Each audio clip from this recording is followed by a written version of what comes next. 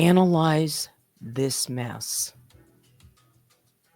D for due process. Because somebody has to say it.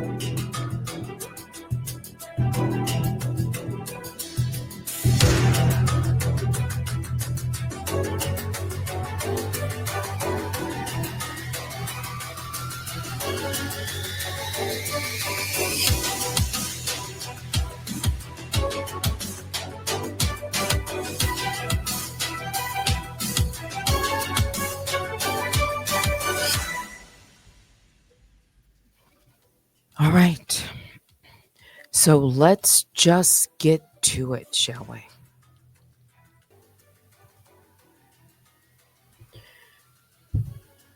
This clock that you see off to your right, my right, that is a deadline that has been given to me.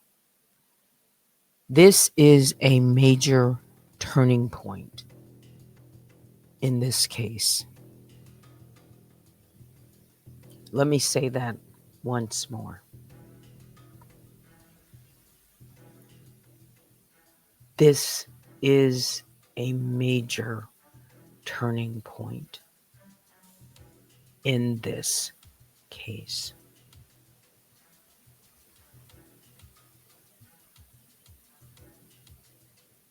Okay.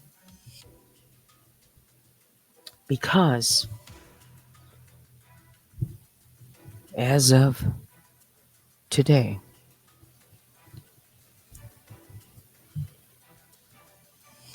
I have got to respond to the judge.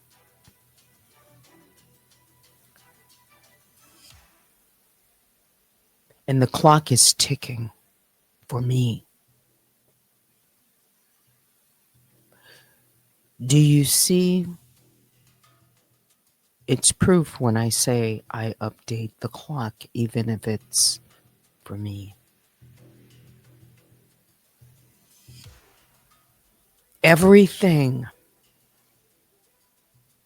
is riding on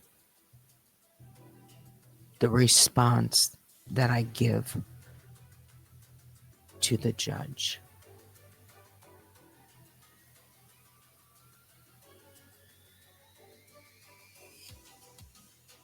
This case, if it's going to move forward, it's riding on a response. I have been given a number of days, and that's the deadline that you see. Clock ticking down. I'm getting ready to read this verse There's another order to show cause.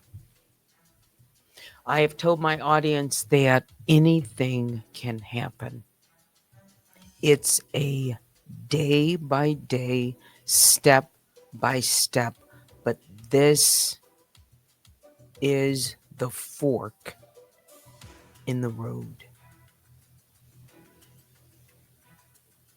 This is the critical juncture in this process right now. It is all going to hinge on a response. So let me tell you what the judge wrote and came in overnight. In the case of Sabrina Evans, plaintiff versus Daniel Robertson et al. Defendants, case number 24CV13435. Honorable Judith E. Levy and Magistrate Judge Elizabeth A. Stafford. Order to show cause. So listen carefully to this, and as I read it, it will continue to solidify what I need to do and responsibility and what is being asked of me. Okay. Order to show cause. Plaintiff Sabrina Evans sues defendant Daniel Robertson and Jane Does 1 through 10 for copyright infringement, defamation, fraud, and harassment. ECF number 1, the complaint. The Honorable Judith E. Levy referred the case to the undersigned for all pretrial matters under 28 U.S.C. 636B1 ECF 7.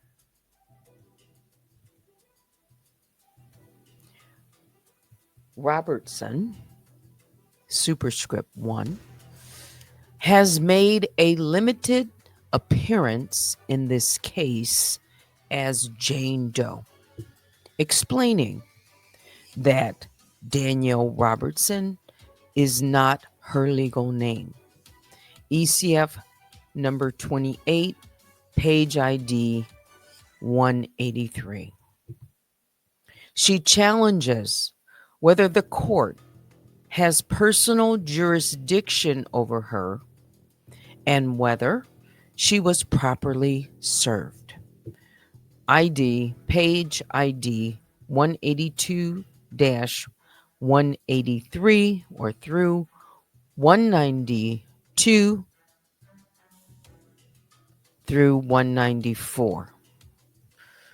Let me highlight the superscript is for the sake of clarity. This is superscript 1. The court refers to this individual as Robertson. Okay.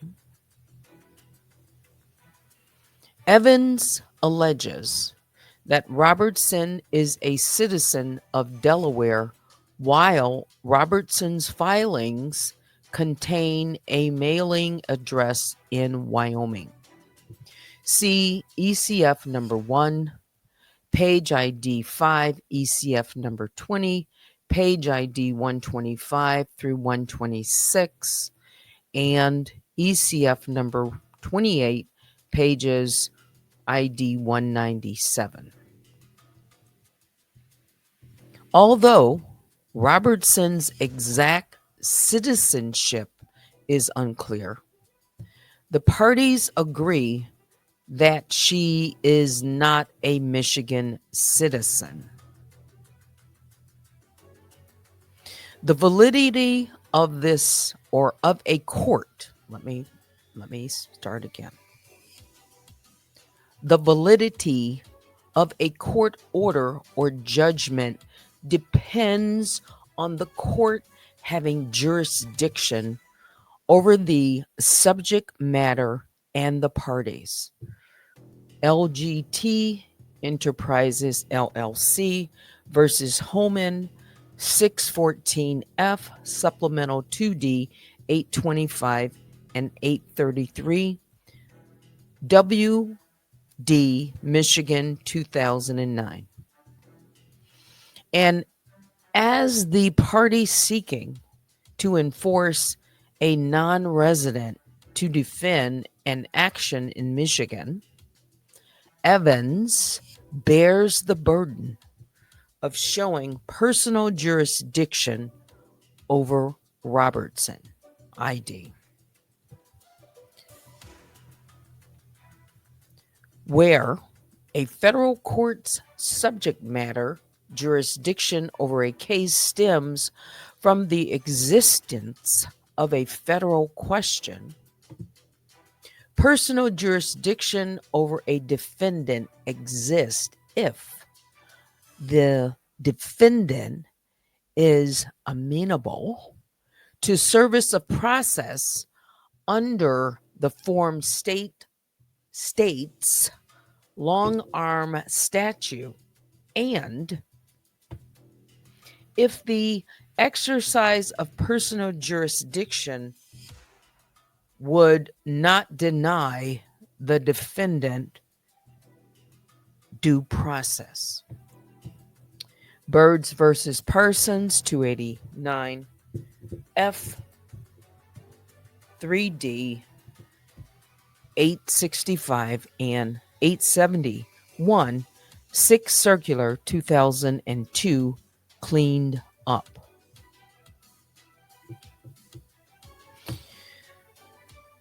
Michigan's long arm statute recognizes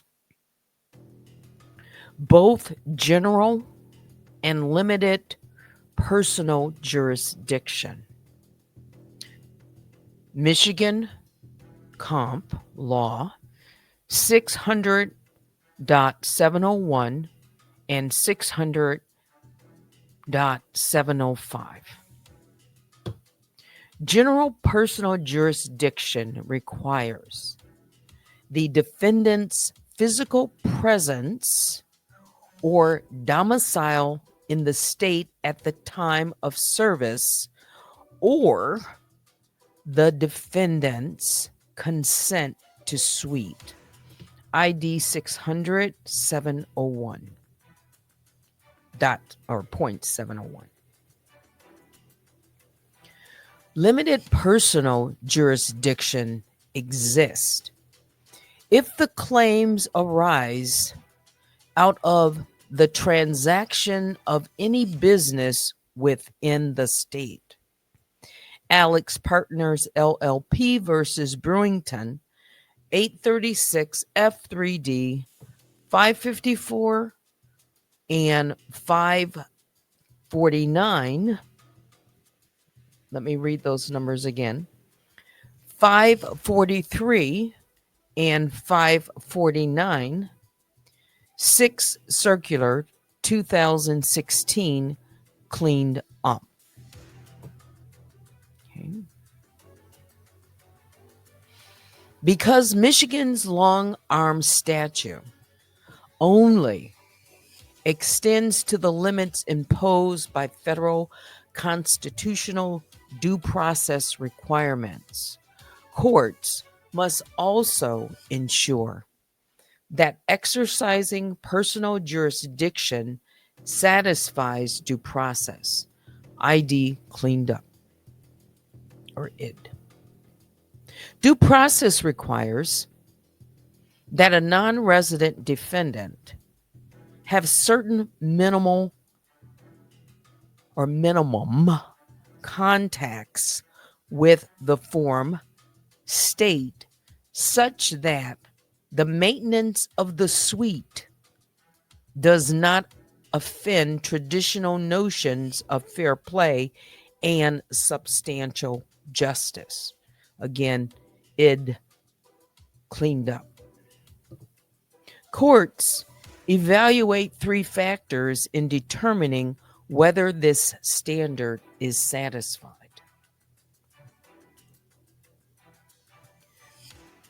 First, the defendant must purposefully avail himself of the privilege of acting in the form state or causing a consequence in the form state. Second, the cause of action must arise from the defendant's activities there. And finally, the acts of the defendant or consequences caused by the defendant must have a substantial enough connection with the form state to make the exercise of jurisdiction over the defendant reasonable. ID at 549 through 50 cleaned up. The complaint alleges that Robertson unlawfully obtained and distributed Evans' likeness on her YouTube channel and made defamatory statements about Evans on YouTube and other social media platforms. ECF number 1, pages ID 7 through 8. And Evans admitted in the complaint that she brought the action against Jane Doe, also known as Daniel Robertson, and 9 other social media handles, ID page ID 4 and 6. The complaint does not plausibly allege that Robertson, an anonymous non-resident of Michigan who allegedly acted online, had the requisite minimum contacts to satisfy due process. And before a federal court may exercise personal jurisdiction over a defendant, the procedural requirement service of summons must be satisfied. Omni Capital International Limited versus Rudolph Wolf and Company Limited, or LTD. I believe that's what it stands for. 484 U.S. 97104, 1987. Evans bears the burden of providing that she properly served Robertson. Metro Alloys Corporation versus State Metals or Metals Industry Incorporated, 416F Supplemental 2D 561 563 ED Michigan 2006.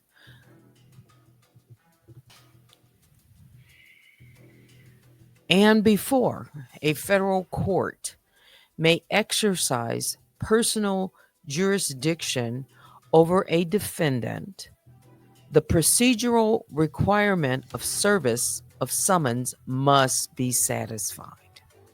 Omni Capital International Limited versus Rudolph Wolf and Company Limited, 484 U.S. 97104 in 1987.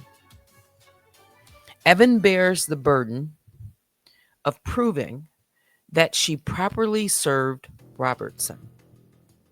Metro Alloys Corporation versus State Metals Industry Incorporated, 416F Supplemental 2D 561 and 563, ED Michigan 206. The party on whose behalf service of process was made has the burden of establishing its validity. Let me read that one more. The party on whose behalf service of process was made has the burden of establishing validity. The court questioned several times whether Evans properly served Robertson. ECF number 13 and ECF number 14, ECF number 20.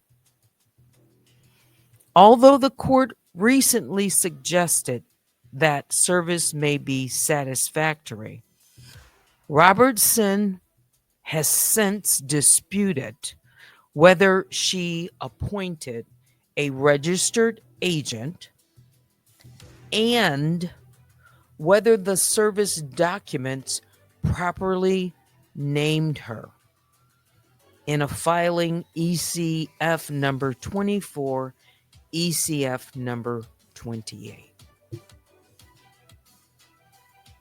By June 4th, 2025, Evans must show cause whether the court can exercise personal jurisdiction over Robertson and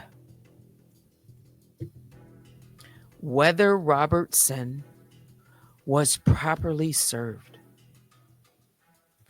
Until these issues are resolved, Evans may not file any other motions or other documents. It's signed Elizabeth A. Stafford, United States Magistrate Judge.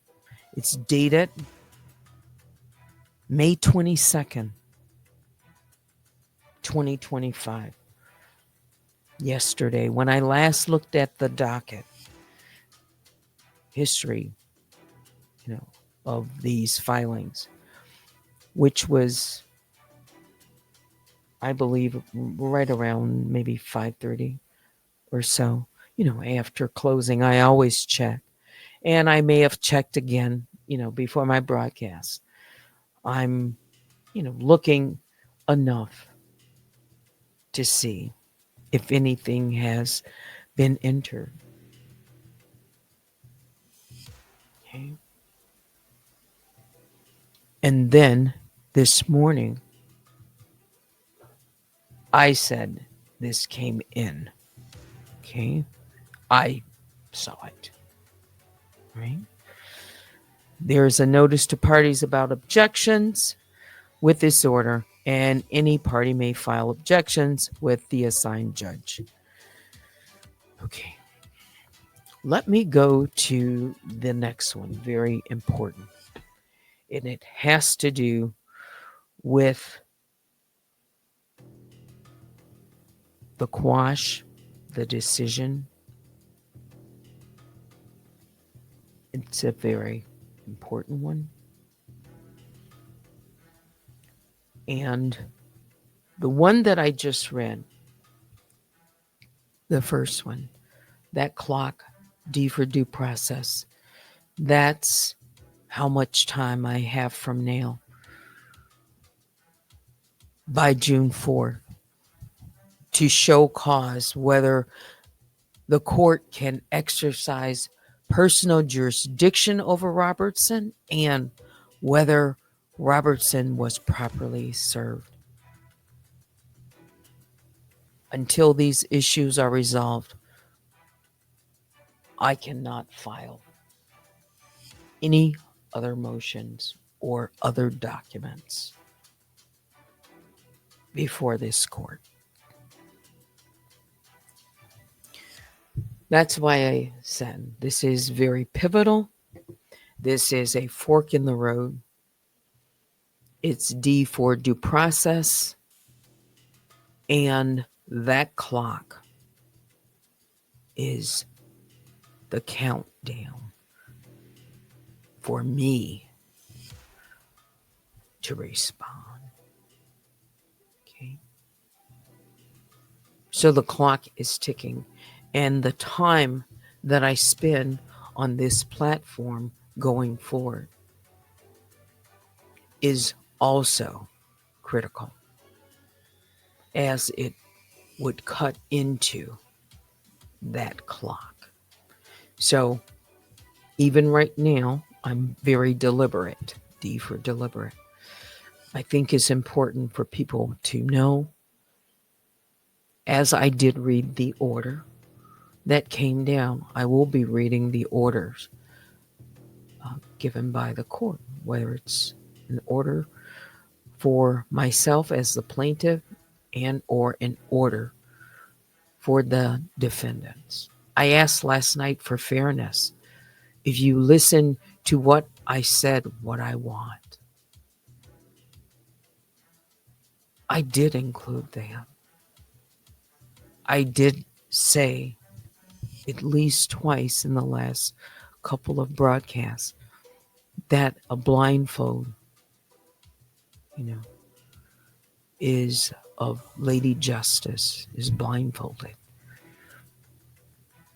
And fairness and weighing the balance of everything against what is law.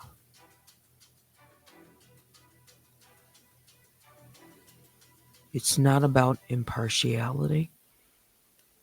It's about law and judgment. Okay.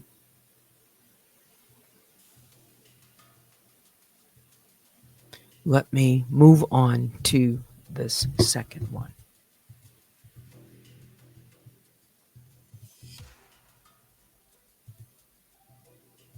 I respect the rule of law. I am governed by laws in this country. I respect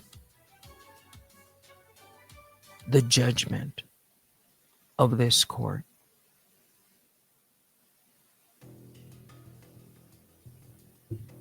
Let me pull up number 2.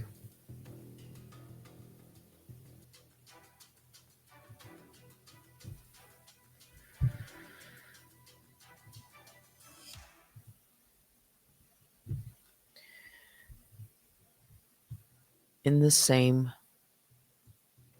United States District Court, Eastern District of Michigan, Southern Division.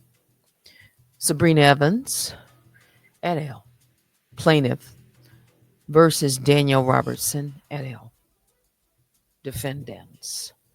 In the case number of 24CV13435, Honorable Judith E. Levy, Magistrate Judith or Judge Elizabeth A. Stafford. So this was the second order. It's ECF number 62. It's the order granting non-party John Doe's motion to quash subpoena, ECF number 27, and granting Defendant Robertson's motion to quash subpoenas in ECF number 28, and denying plaintiff's motion to compel, ECF number 25. So as I mentioned straight away at the beginning, granting John Doe's motion to quash the subpoena, granting Defendant Robertson's motion to quash subpoena. Daniel Robertson, as named in these filings, showed up. And denying plaintiff, myself, motion to compel, ECF number 25. Let me read it.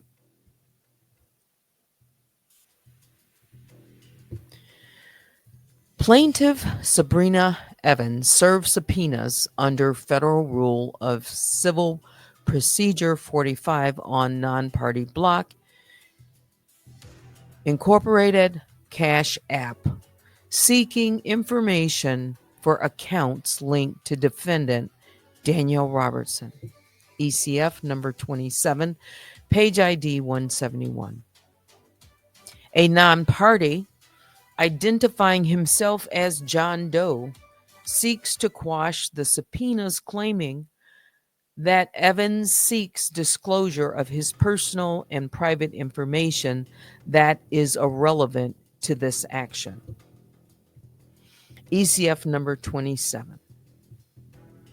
Robertson appearing as Jane Doe because Daniel Robertson is allegedly not her legal name, also seeks to quash Rule 45 subpoenas that Evans allegedly, gonna move my mouse here, served on Google. ECF number 28, page ID 183. So we got John Doe, quash the subpoena to Block Inc. Cash App. This may be the first time you're hearing about the subpoena sent to Google. This is an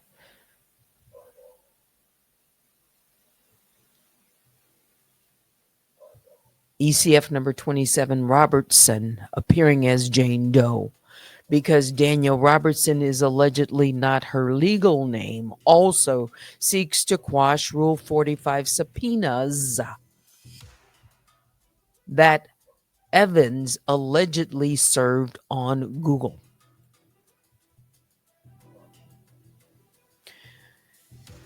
ECF number 28, page ID 183. Evans, in turn, moves to compel Block Inc.'s compliance with the subpoena, ECF number 25. Evans' subpoenas are premature. Rule 26D1 precludes parties from seeking discovery from any source before the parties have conferred, as required by Rule 26F, except in a proceeding exempted from initial disclosure under Rule 26A1B, or when authorized by these rules by stipulation or by court order. None of the exceptions to this rule apply, nor has Evans requested early discovery. Thus, John Doe's and Robertson's motions to quash are granted, and Evans' motion to compel is denied. D for denied. At this stage, the court must determine whether it has personal jurisdiction over Robertson and whether Evans properly served Robertson. Until the court determines those issues, Evans may not seek further discovery from any source. It's signed again by the Honorable Elizabeth A. Stafford, United States Magistrate Judge, and dated May 22nd, 2025, with same notices of objections and to all of the parties. It's been ordered.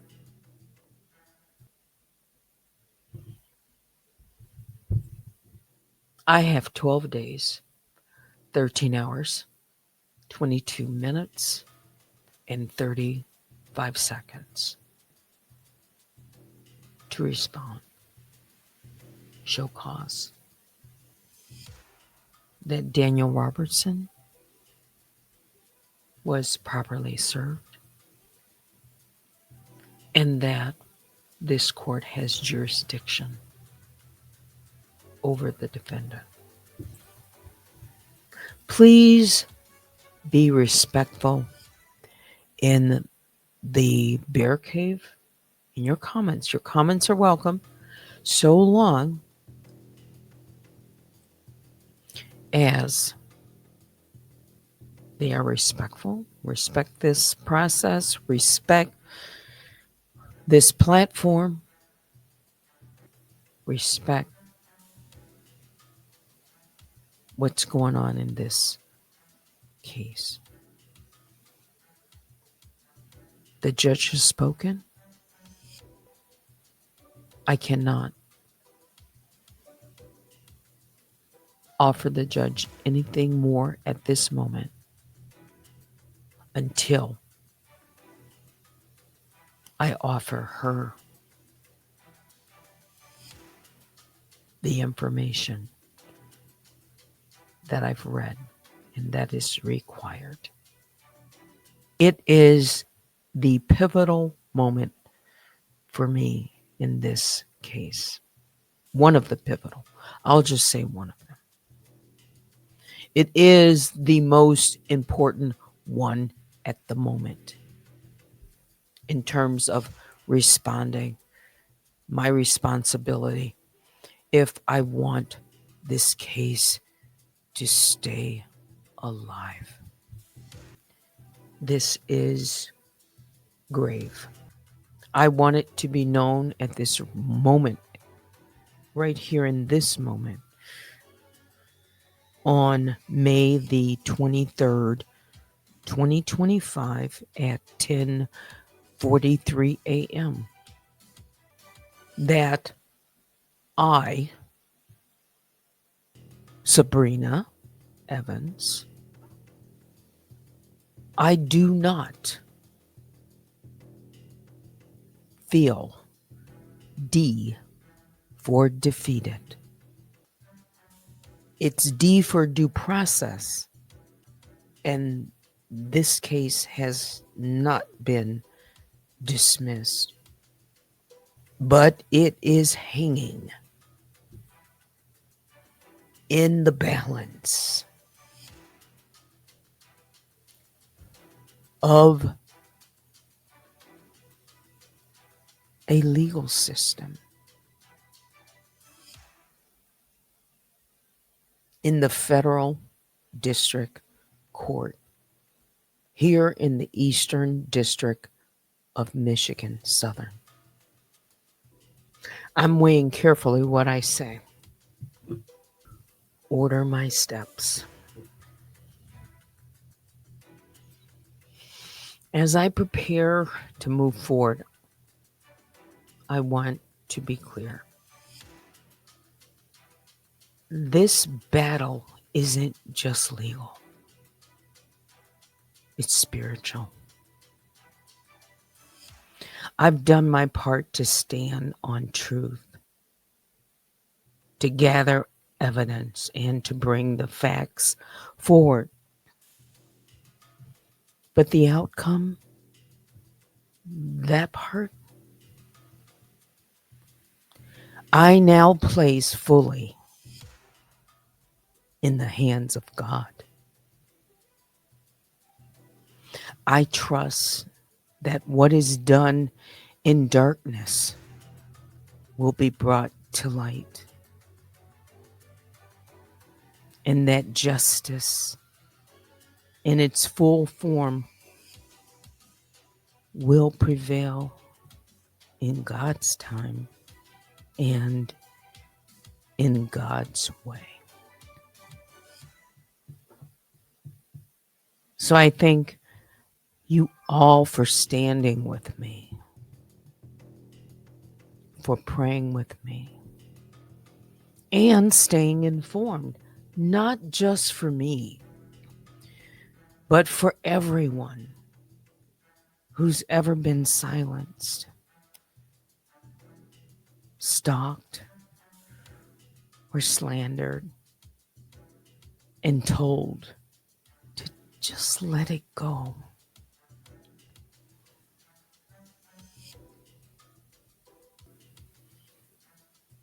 It's Analyze This Mess.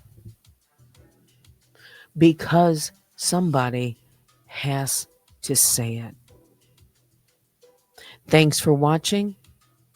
Until next time, I'm Teddy. It's Friday.